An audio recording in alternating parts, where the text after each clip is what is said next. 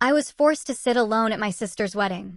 Then a man whispered, "Act like you're with me." She froze when he caught the bouquet just before it hit my face. You know that feeling? That deep, gut-wrenching ache when you realize the people who should celebrate you just don't? I'd lived with it my whole life, but nothing prepared me for the moment my biggest dream became a spotlight on that exact, crushing truth. Here I was, under the blazing stage lights, standing alone at the podium. My professional smile felt glued on, while cameras flashed around me. This was it, the Grey Media launch. The dream I'd chased since I was 12. My heart was absolutely hammering. I scanned the VIP section, and there they were, 5 empty seats, just staring back at me. I'd reserved them anyway, you know? Even wrote out little name cards, Mom, Dad, Everest. Because some stupid, hopeful part of me still believed that, this time, it would be different. "Miss Gray," a reporter called from the front row, notebook ready. "Who inspired you to start your company?"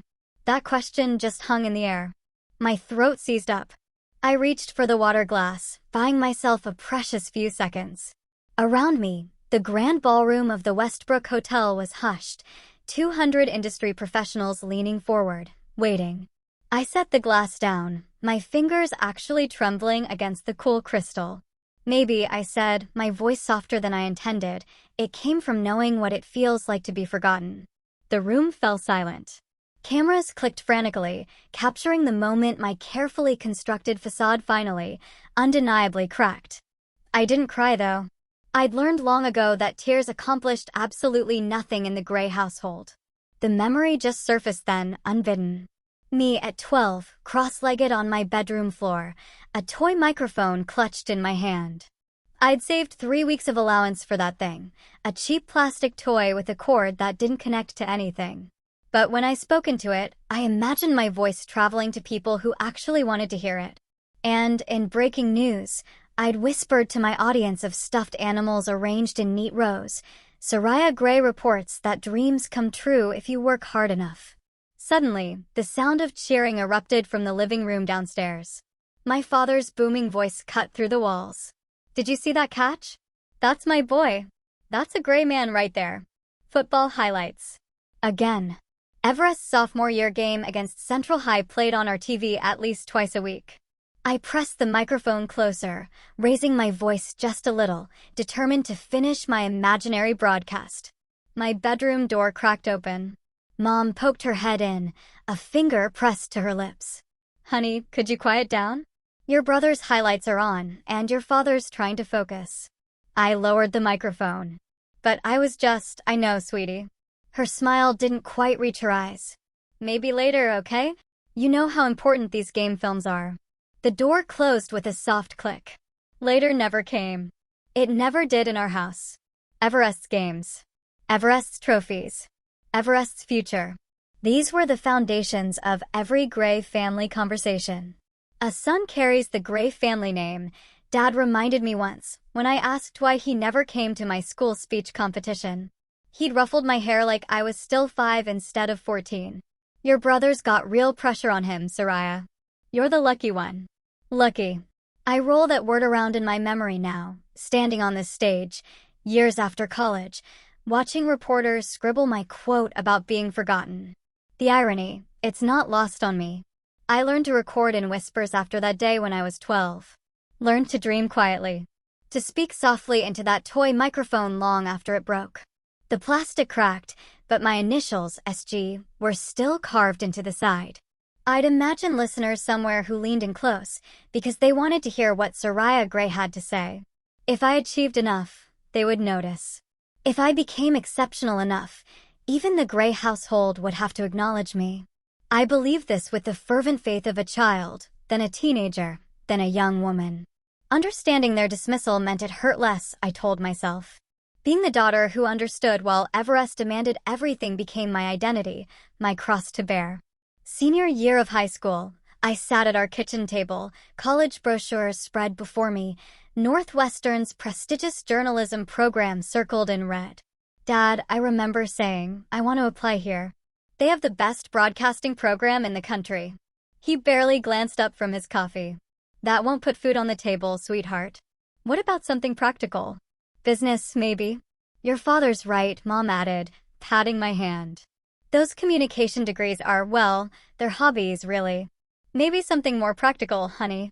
I applied anyway. Got accepted with a partial scholarship. Then watched my parents drive Everest to Arizona State for his full-ride football orientation. Boxes packed, everything new. We'll contribute what we can, Dad had told him, but with your scholarship, you shouldn't need much. My partial scholarship, though, left a $20,000 gap. When I showed them the numbers, Dad's face clouded. That's a lot of money for a degree that might not lead anywhere, Soraya. I ended up at community college, working night shifts at the campus coffee shop. I recorded my very first podcast on equipment I bought piece by piece from pawn shops. That night after registration, I sat on my bed, whispering into my new secondhand microphone, testing the sound levels. My voice was stronger than it had been at 12. Less hopeful, perhaps, but infinitely more determined. If no one will listen to me, I said to the empty room, I'll find those who will. 6 years and 50 million monthly listeners later, I'm standing on this stage, scanning those empty seats one last time before I continue my launch speech. The words form in my throat, solid and sure, rising from that whisper in my childhood bedroom to fill this crowded ballroom. They didn't come, but everyone else did. That night, steam rose from the industrial espresso machine as I pulled another shot, my third double of the night.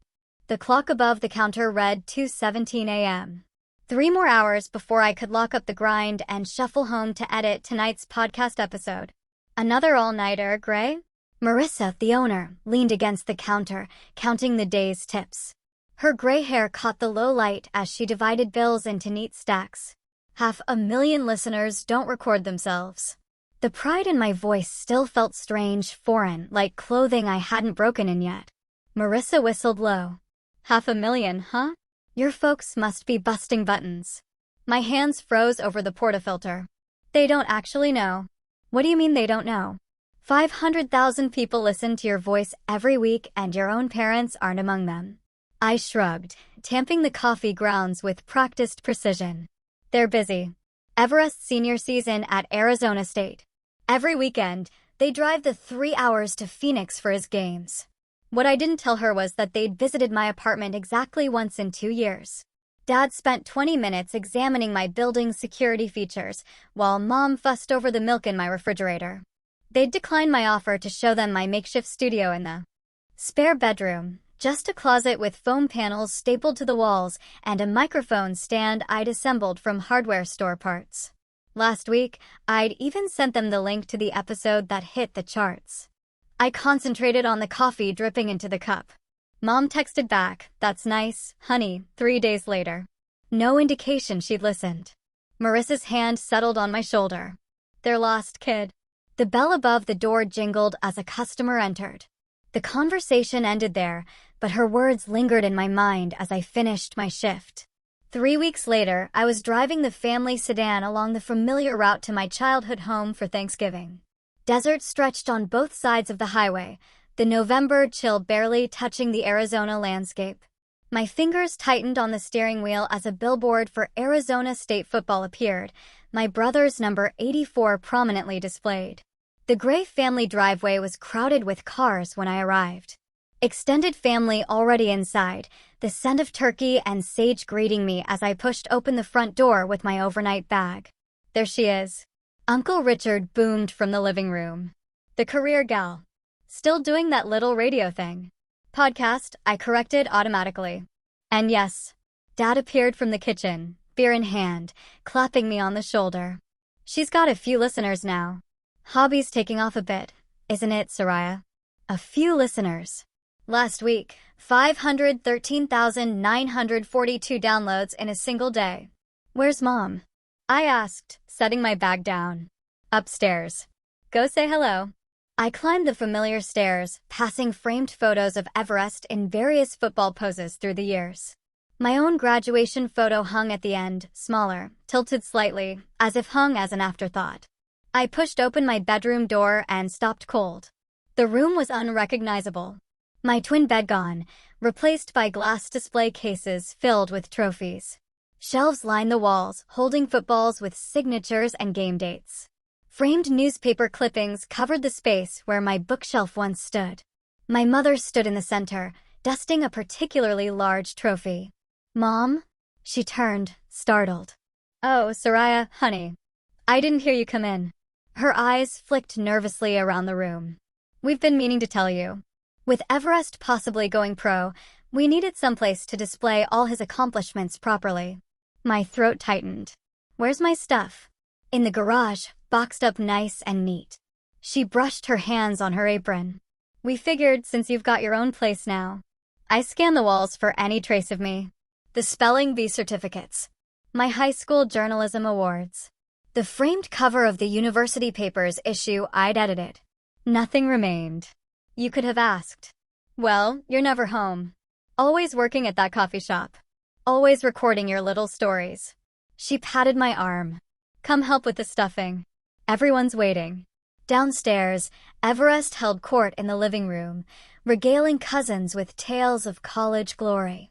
He barely acknowledged my presence with a nod before continuing his story about a game-winning catch. Later, as we gathered around the dining table, Dad raised his glass. "To Everest. With NFL scouts watching his every move, soon we'll have a real Gray legacy to be proud of." Glasses clinked. My water glass remained on the table untouched. After dinner, I escaped to the garage, finding cardboard boxes labeled Soraya stacked haphazardly beside old paint cans. I dug through one, finding my childhood journals and carefully preserved awards, now creased and bent. My phone buzzed in my pocket. An email from Western Media Group, the podcast network that had been courting me for months. They were ready to offer a distribution deal that would expand my reach exponentially. The catch? They needed financial references and a cosigner for the office space lease. I returned to the house, finding Dad alone in the kitchen. "Dad, I need to talk to you about something." He looked up from loading the dishwasher. "Make it quick. Highlights are coming on." I explained the opportunity, the biggest of my career, and the requirement for a financial reference. His expression darkened with each word. "So, you want me to stake my credit on this podcast thing?" "Soraya, those internet radio shows are just hobbies. What happens when this falls through and I'm on the hook?" "It won't fall through. I have 500,000 listeners. This is my chance to. Your brother has NFL scouts at every game. That's real opportunity. This internet stuff." He shook his head. "It's not stable." My hands curled into fists at my sides. "I'm asking for a signature, not money. And I'm saying no. When you have a real job with real prospects, then we can talk." He turned away, conversation over. That night, in my old bedroom now transformed into a shrine to my brother, I sat cross-legged on the floor between display cases. I recorded a raw, unfiltered episode on my phone that I never intended to publish. "This is what invisibility sounds like," I whispered into the microphone. "This is what it feels like when the people who should see you most clearly don't see you at all." Tears slid down my cheeks, but my voice remained steady. They're never going to see me unless I force them to look. In my apartment the next night, I methodically removed family photos from my desk, placing them in a drawer. I signed the Western Media contract with only my name on the dotted line, betting everything on my own signature. Professor Williams from the community college called the following week, having heard about my contract. "I knew you had something special," she said. "Your voice has always carried truth." Marissa offered the coffee shop's back room for recording after hours, rent-free, until you get on your feet. Trent Daniels, a tech entrepreneur who discovered my podcast through a friend, emailed about investing in my vision for a network of female-focused shows. "Your authenticity is rare," he wrote. "I want to help amplify it." The night I signed my first major advertising deal alone, I sat in my apartment surrounded by contracts, my name the only signature on every page. The broken toy microphone from my childhood sat on my desk, a reminder of the whispers that became shouts. For the first time, I didn't feel the weight of my family's indifference crushing my chest. I breathed fully, deeply, freely. They may never see me, but everyone else will. A week later, champagne glasses clinked around my parents' dining table, a sound that followed every major Gray family announcement since I was old enough to remember. Dad stood, his chest puffed with pride, gripping his glass as if it might float away with all his excitement. "To Everest," he announced, his voice booming across the room. "Finally, a Gray making headlines. NFL tryouts next month, can you believe it?" 28 pairs of eyes turned toward my brother, who beamed with practiced humility. Mom dabbed at tears while Uncle Frank clapped Everest on the back so hard his wine sloshed dangerously close to Grandma's lace tablecloth. I smiled and nodded, my own glass barely touched. Nobody noticed my phone vibrating in my pocket, my producer with news that my podcast just hit 1 million monthly listeners. The milestone I'd worked toward for years arrived in the same moment everyone toasted my brother's potential career. Later, Mom found me in the kitchen, loading the dishwasher while everyone fawned over Everest's college highlight reel in the living room. "Honey, would you mind not mentioning your work tonight?" She placed a stack of dessert plates beside me. "Your brother needs this spotlight right now. The scouts are still on the fence."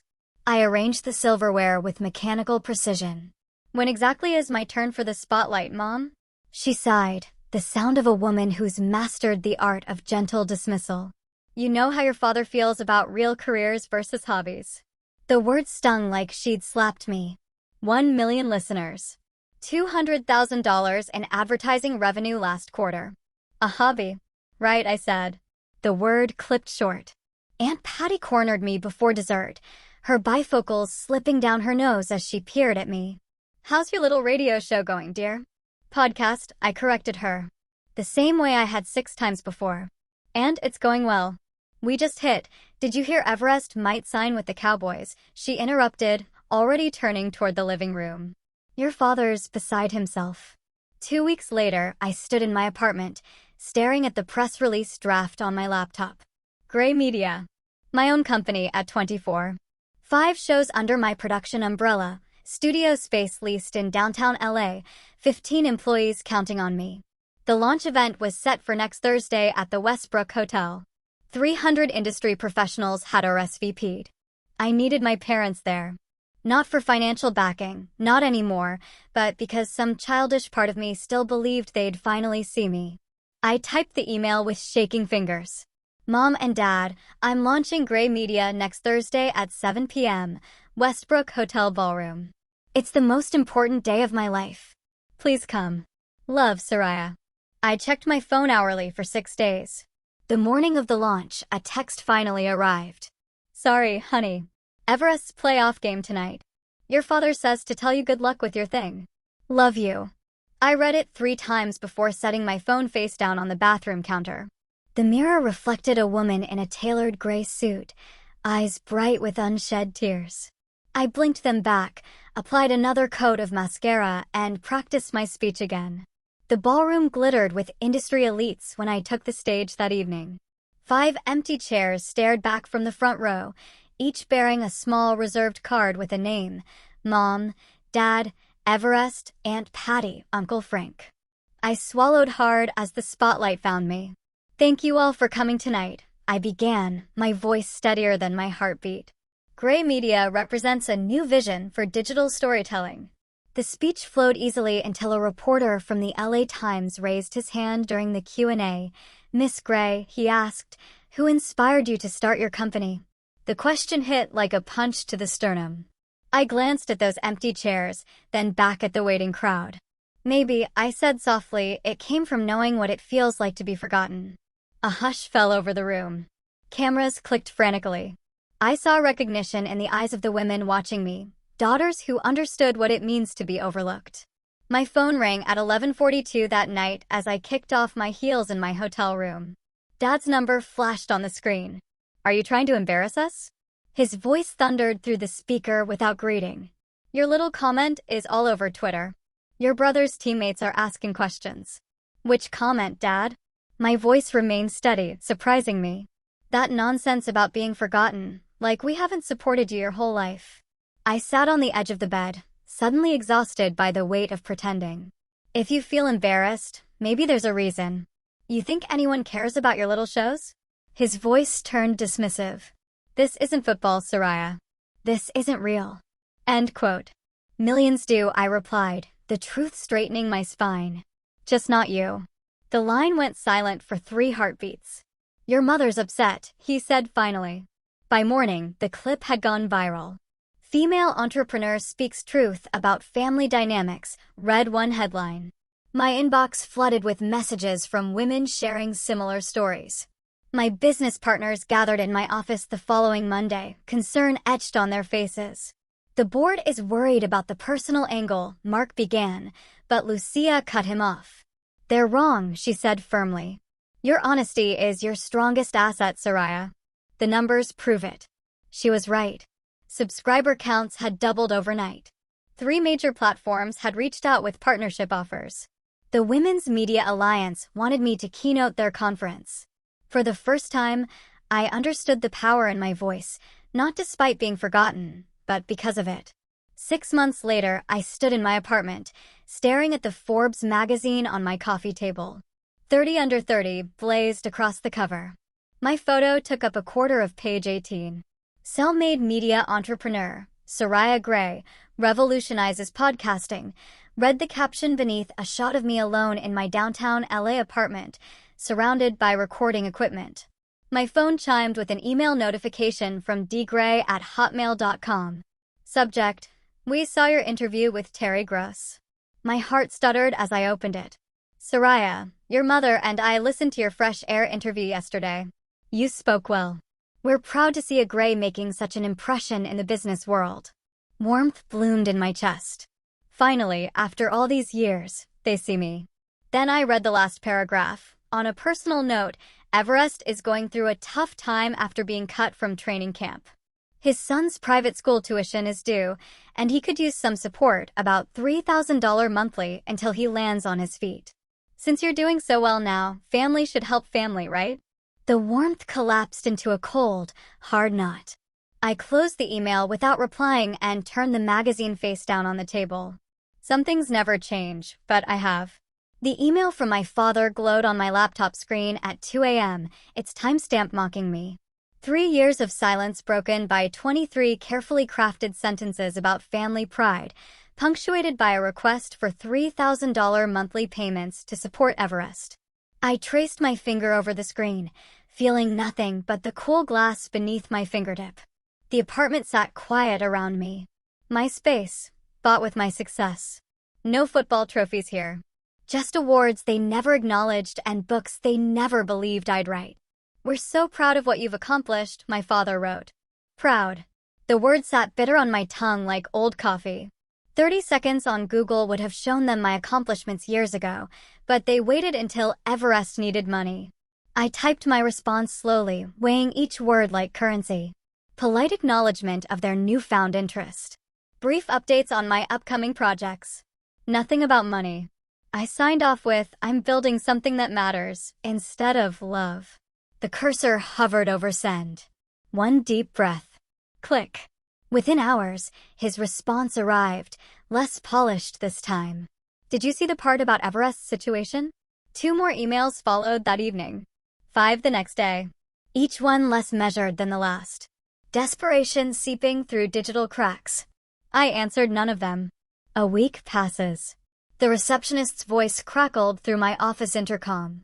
Miss Gray? Your brother is here. My stomach tightened. I stood, smoothing my charcoal pencil skirt with damp palms. Send him in. Everest filled the doorway of my corner office, still carrying himself like the star quarterback. His designer jacket hung loose around shoulders that once bulldozed defensive linemen. His eyes narrowed when he spotted the view of downtown Los Angeles behind me. Nice digs, he said without a smile. Must be nice. What can I do for you, Everest? I gestured toward the chair across from my desk, but he remained standing. Dad's emails. You've been ignoring them. I responded to his first one. Not about what matters. He paced 3 steps, stopping at my bookshelf where my first microphone sat in a glass case. You know I lost my coaching position. Comment. The office beyond my glass walls had gone quiet. My team pretended not to watch, but I felt their attention like a physical presence. I heard. I'm sorry. Sorry doesn't pay bills. His voice rose. You've got millions of listeners while my son eats instant noodles. What kind of aunt does that make you? The word "aunt" landed like a slap. Everest has a 9-year-old I've met exactly twice. Both times, he was too busy talking football with Dad to introduce us properly. You haven't called me his aunt since he was born. The words escaped before I could catch them. This isn't about that. He slammed his palm against my desk. This is about family. About helping each other when times get tough. When times got tough for me, where were you? My voice remained even practiced. When I worked night shifts for college. When I launched Gray Media alone. That's different. How? It just is. He faltered. A girl. I finished for him. Just the daughter? Heads turned in the office beyond. I'd raised my voice without meaning to. This isn't how I planned this conversation. I took a breath, centering myself. Everest, I built this company while you got full scholarships and NFL tryouts. While Mom and Dad attended every game and missed every milestone in my life. I stood straighter, meeting his gaze. You can apologize, Everest. But don't turn me into your emotional ATM. His face reddened. You've always been jealous. No, I said, the truth ringing in my ears. I've always been invisible. I walked to the door, opening it. We're done here. That evening, notifications flooded my phone. Everest's Instagram post about selfish sisters who forget where they came from had gathered steam. My father's number appeared on my screen 7 times. I let each call roll to voicemail. My mother's message arrived just before midnight. Soraya, honey. Family takes care of family. Your father and I gave you everything we could. Her voice cracked. Everest needs your help. He's family. I pressed delete. By morning, the damage control attempts had begun. A producer I once met at a conference called, mentioning my father reached out about potential family concerns that might impact my work. 2 advertisers received similar contacts. My father had dredged up every loose connection to the media industry he could find. My team assembled in the conference room without being asked. Loyalty burned in their eyes like banked fires. They're trying to pressure you through business channels, my head of operations said, sliding a printed list across the table. These are all the inquiries we've received. How do you want us to handle it? My assistant's pen hovered above her notebook. I studied their faces, people who chose me, who saw my value without blood ties. Tell them all the same thing, I said. Gray Media speaks for itself. Period. My mentor called from New York that afternoon. Your brother's quite vocal online. Need anything? Just your continued support. You've always had that. He paused. You know you're doing the right thing, right? Boundaries matter. The validation wrapped around me like a shield. Thank you. The office intercom buzzed again 3 days later. Miss Gray, your mother is on line 1. My finger trembled as it hovered over the button. I pressed it. Mom? Soraya. Her voice sounded smaller than I remembered. I wanted to call you myself, not through your father. That's a first. She sighed. I'm sorry we missed your launch. I should have been there. The apology hung between us, unexpected and incomplete. I waited. Your father doesn't know I'm calling. She cleared her throat. Everest is angry you won't help. And you? I'm trying to understand. A long pause. The things you said in that interview. About being forgotten. Was it really that bad? The question stunned me. 30 years of invisibility, and she asks if it was. That bad. Do you remember when I was 12 and you told me to be quiet because Dad and Everest were watching football highlights? That's just one time, Soraya. It was every time. Silence stretched across the line. When she spoke again, her voice had hardened. We did our best. Your best was reserved for Everest. I breathed through the tightness in my chest. I have a meeting now, Mom. Am I dismissed? After I hung up, my assistant knocked softly. Your cousin Becky called. She said your uncle is asking questions about what really happened. The perfect gray family facade began to crack. Tiny fissures spreading outward from the pressure point of truth. That night, I stood at my apartment window overlooking the city lights. My phone buzzed with a text from my father. This isn't how Grays behave. I typed back the only response that mattered. Then I'll be a Gray on my own terms. I blocked his number before the message delivered. Then my mother's. Then Everest's. One by one, I closed the digital doors. They only opened when they wanted something from me. The silence that followed felt nothing like emptiness. It sounded exactly like freedom. The email arrived at 2:17 a.m. a week later. My computer screen illuminated the darkness of my bedroom like a beacon, drawing me from the edge of sleep. Dad's name appeared in bold text, followed by the subject line, "Your nephew misses his aunt." I stared at the ceiling, counting my breaths. 1 Mississippi. 2 Mississippi. My therapist calls this a grounding technique. I call it surviving my family. When my pulse steadied, I opened the message. "Soraya, your mother and I were hoping you might join us for dinner next Sunday. Everest is going through a rough patch with the divorce. His son asks about you. Don't you think you should set a good example as his aunt? Family takes care of family. You remember how we sacrificed for you." The laugh that escaped me sounded foreign in the quiet apartment. Sacrificed. As if letting me attend community college while buying Everest a new car was some heroic act of parental devotion. I don't reply. 3 more emails arrive by morning. Mother's plea mentions our little boy struggling, conveniently forgetting Everest is 31. Dad's follow-up reminds me that great family values include supporting each other.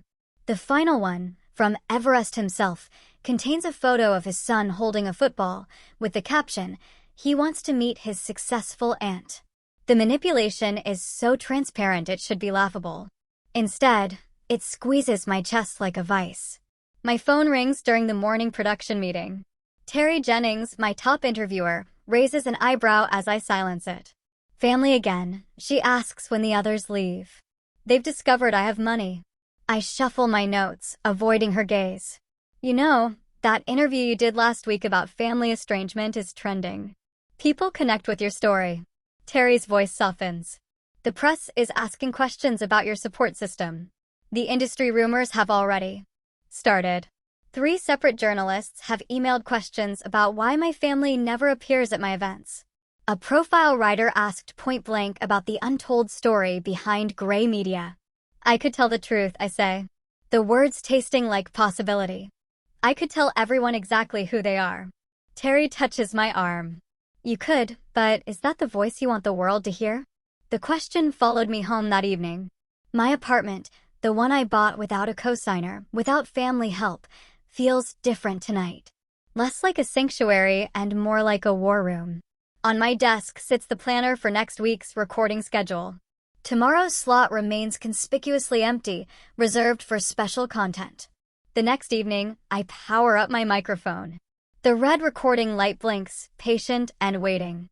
Unlike my family, it has always been there when I needed it. "This is a special episode," I begin, my voice steadier than my hands. Names and identifying details have been changed to protect privacy. I pause, considering what comes next. The temptation to name them burns like acid in my throat, to finally force them to face what they've done. To let millions hear how the great William Gray and his athletic prodigy son treated the daughter who dared to succeed on her own terms. But that would make me exactly what they claim, bitter and ungrateful. Today, I want to talk about what it means to be the daughter who was always loved last. My voice drops to just above a whisper. The one who learned to dream in silence because her voice wasn't worth hearing. For the next hour, I speak without notes. About the 12-year-old girl with a toy microphone. About college applications and converted bedrooms. About launch events with empty seats. Never once do I say my father or my brother. Instead, they become a parent who couldn't see past gender expectations and a sibling raised to believe the world owed him everything. The power lies in what remains unsaid. In the story itself, achingly familiar to countless women who recognize the pattern. When I finish, I sit in silence for several minutes before pressing publish. The file uploads to our server with a simple title, "The Voice They Ignored." By morning, it has 1 million downloads. By evening, 5 million. Within 48 hours, 10 million people have heard my story without hearing my family's names. The first call comes from Dad at work, voice trembling with barely contained fury. "Take it down," he demands. "People know you're talking about us." Am I? I keep my tone conversational. I never mentioned anyone by name. Everyone will assume. Only if it sounds familiar, Dad. The word feels strange in my mouth. formal and distant. Only if it sounds like something you'd do. He hangs up. Mother tries next. Tears evident in her wobbling voice. We've always loved you, Soraya. How could you say such hurtful things?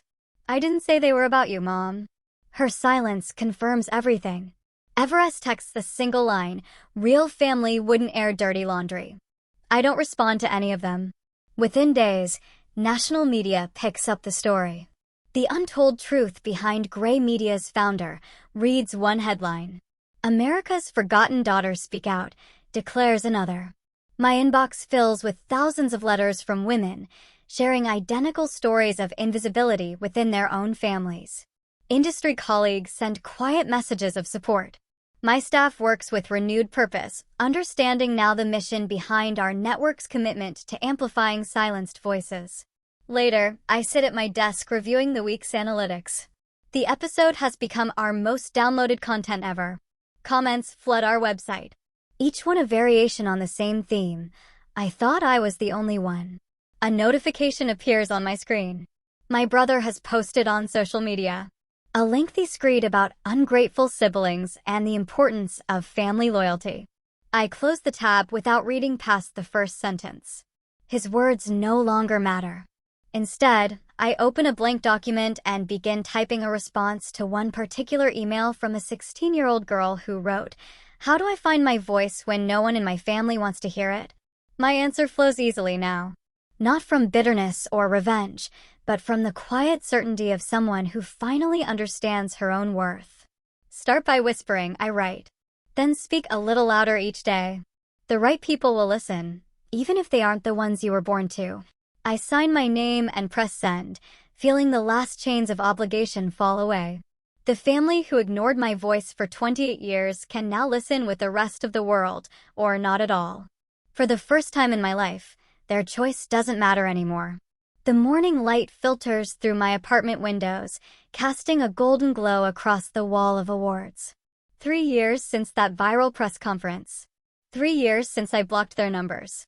I trace my fingers across the spines of books lining my shelves, treasures I've collected one by one, each a small rebellion against the childhood home where football trophies were the only achievements worth displaying. My downtown LA apartment hums with quiet contentment, a sanctuary built entirely on my terms. Gray Media occupies the top floor of a glass building 6 blocks from here.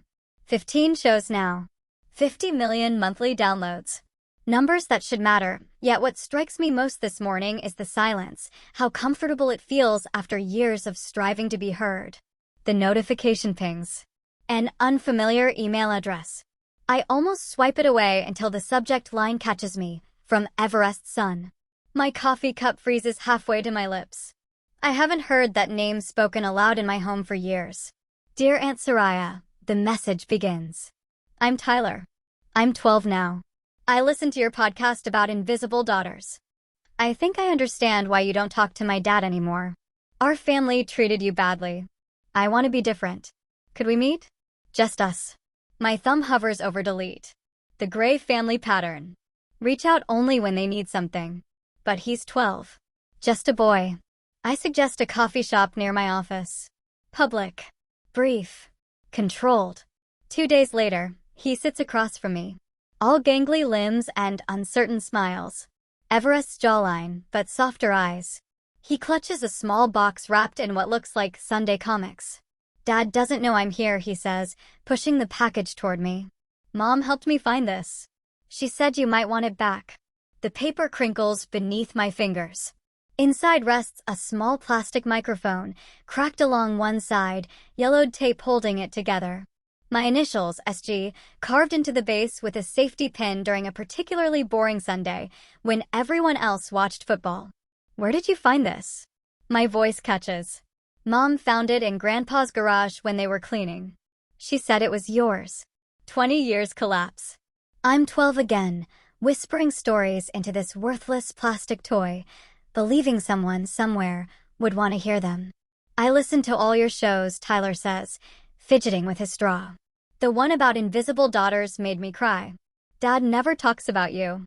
But sometimes I hear him and Grandpa arguing about you when they think I'm playing video games. Something breaks loose inside me.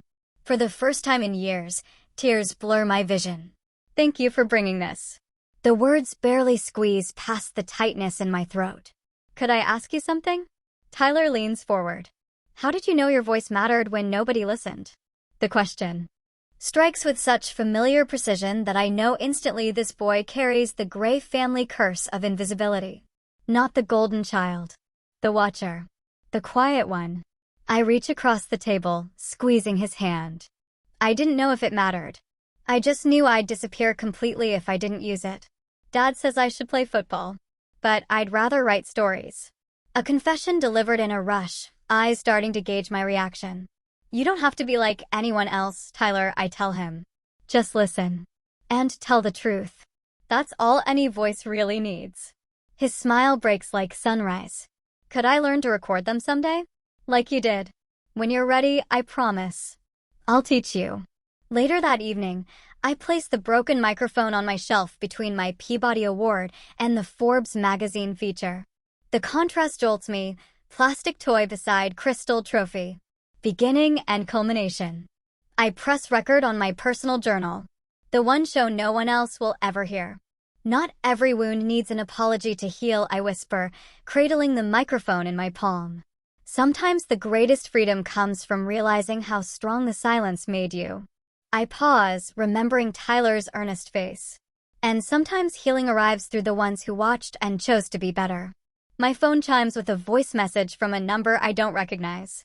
I started recording my own stories, Aunt Soraya. Tyler's voice, clear and hopeful. I smile as I listen. The cycle breaks. Not with a shout, but a whisper.